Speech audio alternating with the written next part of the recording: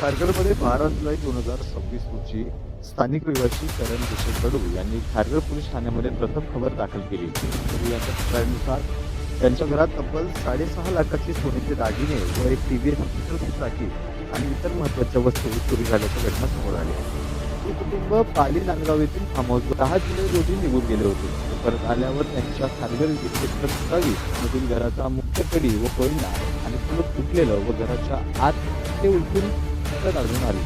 तक्रारमध्ये नमूद केले असून सोन्याच्या अंगठ्या, मुलांच्या भेटीचे दागिने, आयपॅड व सीसीटीव्हीच्या गायब करण्यात आलेला आहे. म्हटलं की बिल्डिंग यांचा सिक्युरिटी गार्ड विलास शाही जो इथल्या बिल्डिंगमध्ये कामाला होता हा आरोपी असल्याचा संशय त्यांनी व्यक्त केला आहे.